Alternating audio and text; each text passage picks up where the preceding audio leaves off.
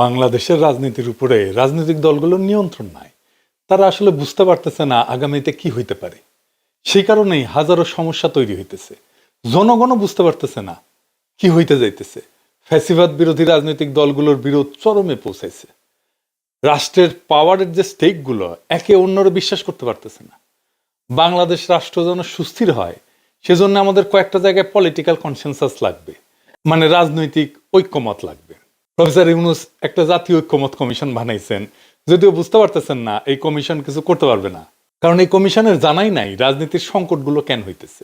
এই সংকটগুলো খুব সহজে অল্প সময় কাটে যেতে পারে রাইট স্ট্র্যাটেজি নিলে। আমি এর আগে অনেকগুলো স্ট্র্যাটেজি দিছি।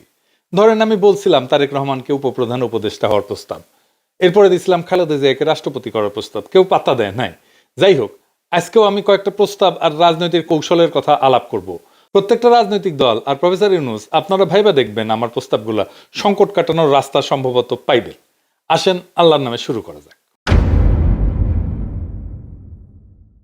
আমাদের সংকটগুলোকে যদি আমি লিস্টি করি আর কেন এটা সংকট হয়ে উঠলো সে আলাপটা করি, তাইলে এই আলাপটা পূর্ণাঙ্গ হবে।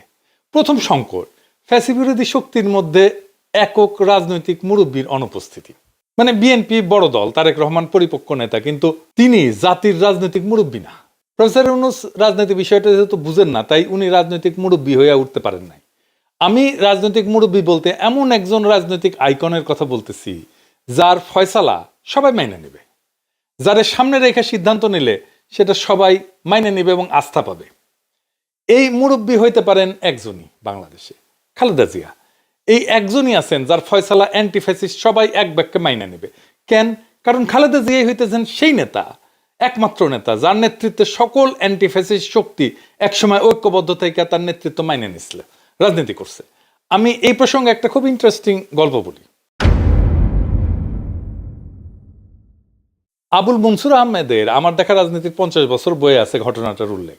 তখন আবুল মনসুর আহমেদ অবিভক্ত পাকিস্তানের ভারপ্রাপ্ত প্রধানমন্ত্রী।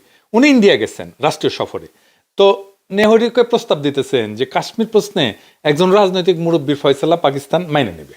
তো নেহেরু অবাক হইয়া জিগায়, কে সেই রাজনৈতিক মুরব্বী যার কাশ্মীর প্রশ্নে ফয়সালা পাকিস্তান মাইনে নেবে? ওনারা প্লেনে করে যাইতেছিলেন কোথায় থেকে যেন কোনখানে।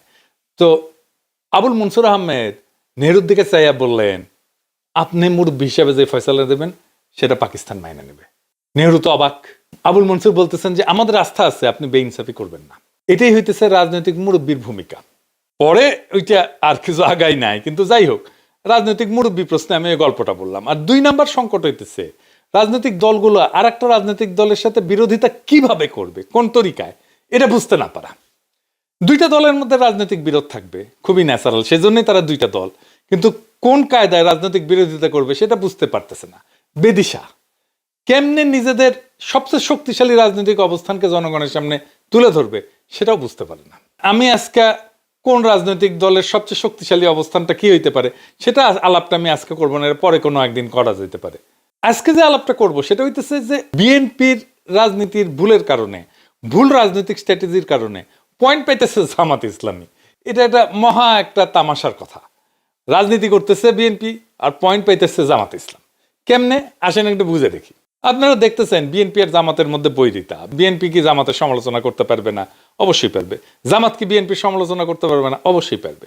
কিন্তু বিএনপি কি সমালোচনা করতেছে? বলতেছে জামাত স্বাধীনতা বিরোধী, রাজাকার, পাকিস্তানপন্থী। আওয়ামী লীগ তো এই একই কথা বলে জামাতকে ঘায়েল করতে চাইছিল, তাই না? পারছে? ঘায়েল করতে পারে নাই। তাহলে একই অস্ত্র দিয়ে বিএনপি পারবে? পারবে না। কারণ কি? কারণ মুক্তিযুদ্ধ যদি একটা ফুটবল লিগ হয়, আওয়ামী লীগ সেই লিগের ফার্স্ট ডিভিশনের আনবিটেবল চ্যাম্পিয়ন। 1971-এ বিএনপির জন্মই হয় নাই। রাজনৈতিক দল হিসেবে 1971-কে পুরোপুরি ওন করা বিএনপির পক্ষে সম্ভব না। জিয়া অনেক বড় মুক্তিযোদ্ধা হইলেও জিয়া মুক্তিযুদ্ধের মাঠে কখনোই মুজিবকে অতিক্রম করতে পারবে না।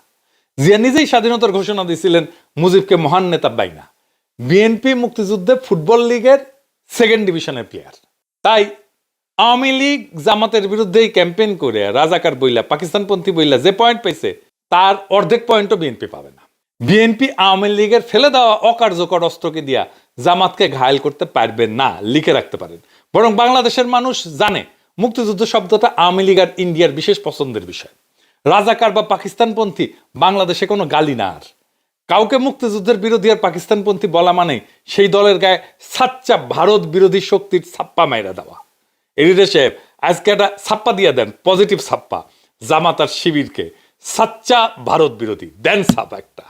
হ্যাঁ, আড়াটা দেন, এবার আড়াটা দেন ছাপ।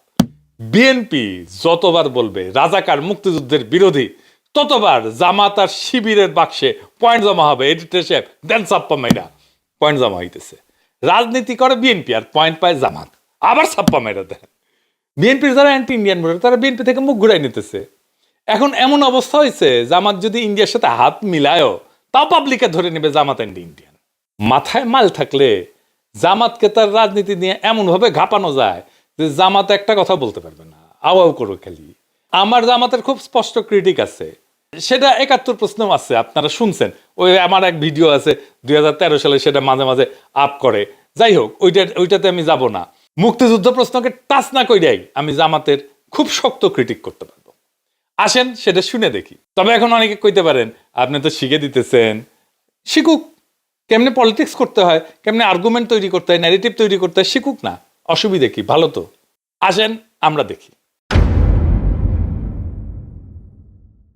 প্রথম ক্রিটিক, জামাত তো ১৯৭১ মনে করেছিল যে পাকিস্তান রাষ্ট্রকে টিকায় রাখতে হবে, তাই না? খুব ভালো কথা, কোনো অসুবিধা নাই। কেন টিকায় রাখতে হবে? আর্গুমেন্ট কি? ওনারা বলেন যে কারণ ভারত যদি আজকে অখণ্ড ভারত থাকতো, সেই ভারতে সংখ্যালঘু মুসলমান কেমন নিপীড়িত হইতো তা তো আমরা আজকের ভারতকে দেখে বুঝতে পারি। নামাজ পড়া অবস্থায় পাশা লাথি দিয়ে তুলে দেয়, কান ধরে জয় শ্রীরাম বলায়, গরুর মাংস না গরু বহন করার অপরাধে পিটায় মেরে ফেলে, আপনার সম্পদ নিয়ে নিতেছে, আপনার মসজিদ ভেঙে ফেলতেছে, কিছুদিন পর পর জেনোসাইড করতেছে এক এক জায়গায়। তো জামাত তো এই যুক্তি দেয়, তাই না? খুব ভালো কথা। তো ভারতের সংখ্যালঘু হিন্দু, দলিত আর মুসলমানরা যখন পাকিস্তান আন্দোলন করতেছে, আপনারা জামাতরা কেন তার বিরোধিতা করলেন? আপনারা তো পাকিস্তান আইডিয়াকেই মানেন নাই, তার বিরোধিতা করছেন। তো সেই পাকিস্তান রাষ্ট্রকে রক্ষা করার জন্য ১৯৭১ দিওয়ানা হইলেন কেন? ৪৭-এ পাকিস্তান আন্দোলনের বিরোধিতা করে কি ঠিক করছিলেন? যদি পাকিস্তান না হইতো তাহলে তো বাংলাদেশ হইতো না। আর পাকিস্তান না হইলে যে ভারতের মুসলমানরা দুর্দশায় পতিত হইতো, সেটা কেন আপনার ১৯৪৭-এ বুঝলেন না? আজ বুঝতেছেন। তখন তো জিন্নাকে সাপোর্ট দেন নাই, তার বিরোধিতা করছেন। আজ বাদ দেন, ভুল করছেন একটা। ১৯৫০ সালে ভূমি সংস্কার আইন হইতেছে, পাকিস্তান হয়ে গেছে, জমিদারি প্রথা উচ্ছেদ করা হবে।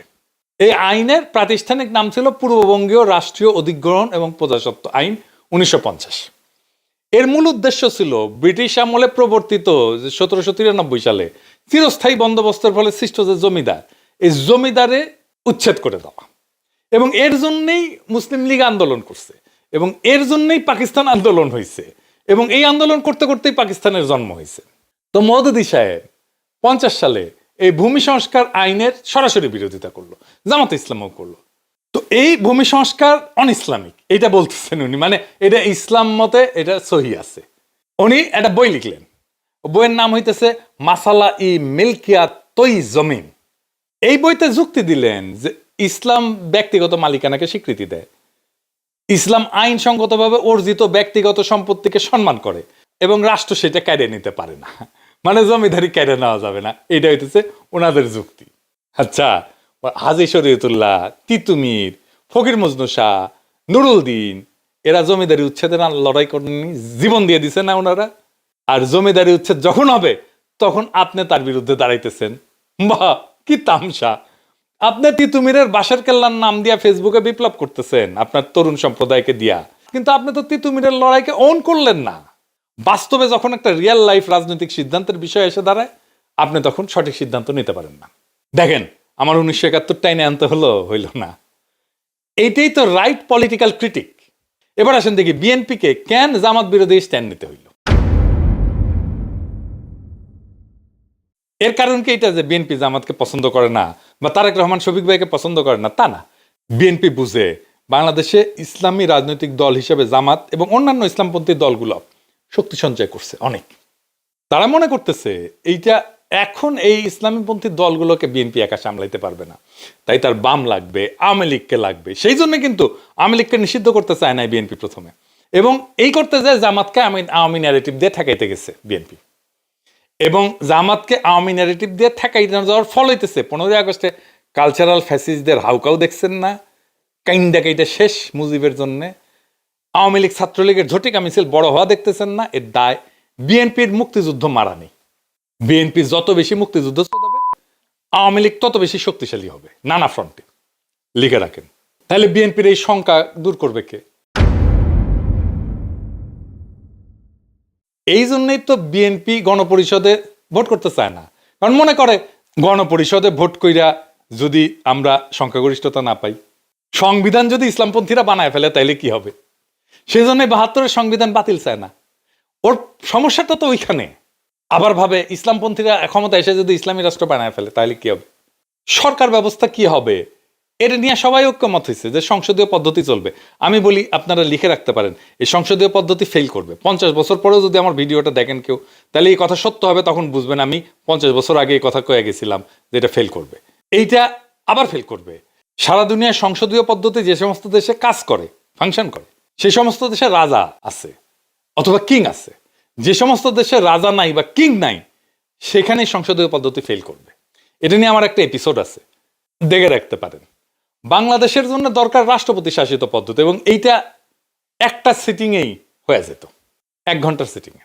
আলী রিয়াজকে দিয়ে ঐক্যমত কমিশন বসছে, ঘন্টার পর ঘন্টা মিটিং করছে, দিনের পর দিন মিটিং করছে, কোনো সলিউশন আসতে পারে না। খালেদা জিয়া আর প্রফেসর ইউনূস এই দুইজন মিলে বসে এটা সলভ করতে পারে 1 ঘন্টার মধ্যে।